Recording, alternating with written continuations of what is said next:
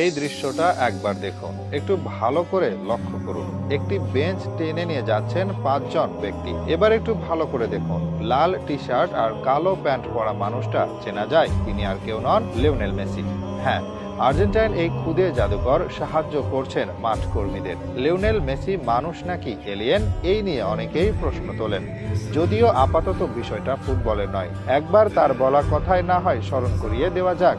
তিনি সেরা কিনা সেই প্রশ্ন এড়িয়ে গিয়ে বলেন, আমার কাছে ভালো খেলোয়াড় হওয়ার চেয়ে ভালো মানুষ হওয়া বেশি জরুরি। এই দৃশ্য দেখে হয়তো আপনি একটা সিদ্ধান্ত নিতেই পারেন। লিওনেল মেসি একজন ভালো মানুষ। একজন ভক্তের জন্য এটা বেশ আনন্দের, যারা মেসিকে সমর্থন করে। সবাই চায় নিজের প্রিয় তারকা একজন সাধারণ মানুষের মতো আচরণ করুক, নিজেকে বড় না ভাবুক।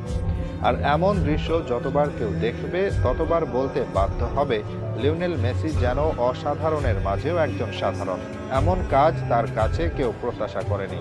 তিনি করবেন এই কাজ, সেটাও কেউ ভাবেনি। তবে মাঠে সেই কাজে একেবারে দ্বিধা করলেন না আর্জেন্টাইন খুদে জাদুকর। তার এমন কাজ যেমন ভক্তদের জন্য আনন্দের ও গর্বের, তেমনি তার প্রতিপক্ষ সমর্থকদের কাছেও এসব জিনিস সম্মান অনেক বাড়িয়ে দিয়েছে লিওনেল মেসির। মূলত এই ঘটনা ঘটে ইন্টার মায়ামির যুব দলের একাডেমিতে। আর্জেন্টাইন এই খুদে জাদুকর সেখানে গিয়েছিলেন তার ছেলেদের খেলা দেখার জন্য।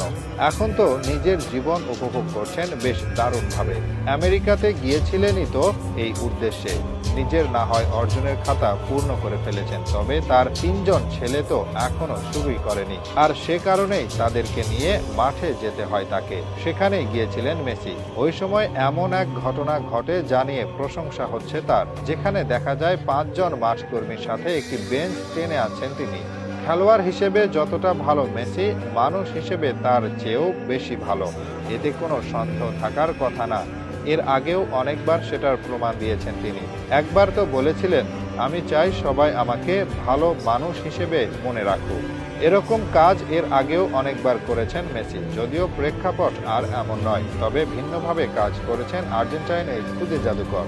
ইউনিসেফের ব্র্যান্ড অ্যাম্বাসেডর তো আর তাকে এমনি এমনি করা হয়নি। 2014 বিশ্বকাপ ফাইনালে জার্মানির কাছে হেরে বসে আর্জেন্টিনা। তাতে 28 বছর ধরে বিশ্বকাপ না জয়ের আক্ষেপ আরও দীর্ঘ হয়।